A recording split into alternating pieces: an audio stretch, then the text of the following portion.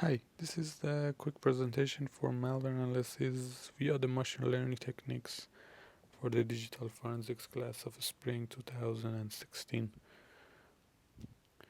Just a quick word before I actually show my analysis. I specifically chose the mobile Android platform since there's ever increasing market of the smartphones around the world. And specifically on the Android platform, there has been the lack of oversight on the apps that have been submitted to the either third party app stores or the actual official Google Play Store. Since there's no human oversight like there's one with the Apple, and there's not enough restriction, there's been many cases where malwares and adwares have popped up into the market, and it has taken maybe taking Google couple of months and millions of download before realizing that that's actually adware or malware. And most of the oversights are from antivirus engines which are scanning the apps. There's also another genre of malwares have popped up that actually they take the legitimate apps that are from legitimate companies and large famous companies, and they insert uh, their own malware and payload code into the app and repackage it and push it to the third party app stores for the Android market, which basically has very even less oversight than the Google Play Store. Now, I specifically went after Mobidash malware samples because it was downloaded by millions of users before it was actually detected that it contained malware. It was also in part adware, and the most downloaded application that actually contained that malware was the Dura card game, and I was able to actually access that via the Contagio mobile website that actually puts a lot of network samples and malware samples for the mobile platform. Mm. The malware was run on a virtual machine, on Android virtual machine, and basically the network traffic was captured, and on different trials the sample was created. In case of the Dora card game, even before heading into the uh, machine learning analysis, just by looking at the Wireshark network traffic records, you would see that there has been a lot of network activity by the app even before opening the app, completely running the app. And that was actually one of the things that actually raised flag in the first place. For example, there were a lot of JS based network calls to many different ad servers and even unknown hosts that actually lacked referrer address, and um, that in general was push the ad into the Android web browser or Android WebKit, and that actually ended up as some sort of pop-up, or even when the app was nothing as a notification or pop-up on the Android device. Now I use machine learning techniques to actually separate malicious traffic from normal traffic that's that the app and regular advertisements might have. This is useful since if we can detect because we can detect the malicious traffic if the false positives and false negative rate is low enough. It's also useful for future analysis of malware application for the analyst to isolate the traffic that they wanted to look at, and it's potentially could be a powerful thing if looking at a large set of data. Now, of course, one observation is that that the malicious traffic is actually a minority class, and most of the traffic in the sample pickup file generated is actually a normal traffic. So it's therefore, like, the malicious traffic is a very small subset. Now, after I created the sample and the subsamples, and I basically began calculating the features for the traffic that could be useful for the classification.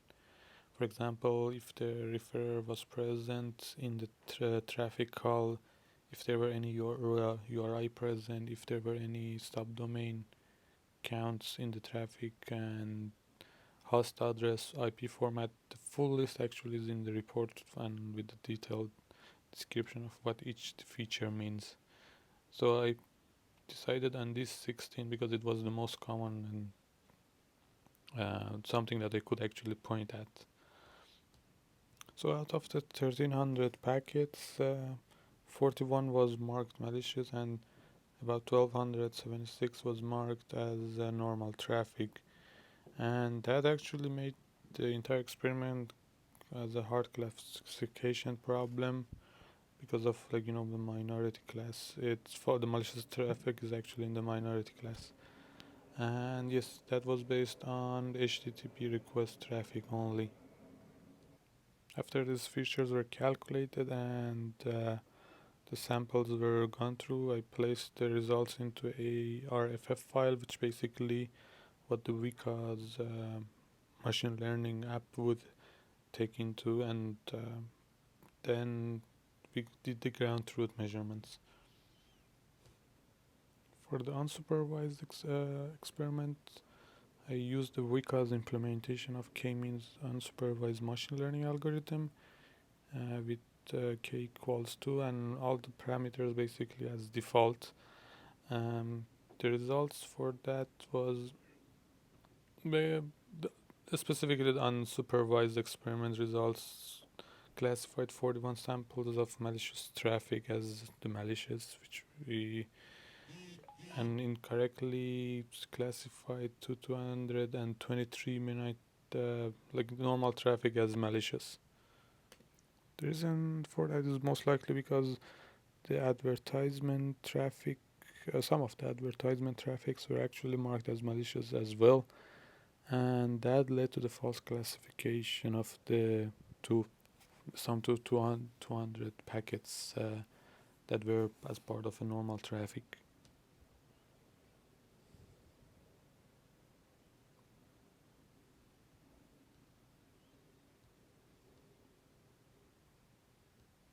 In addition to the unsupervised experiment, I also did 3 supervised experiments with the SMO and neural network and J48 and the random forest.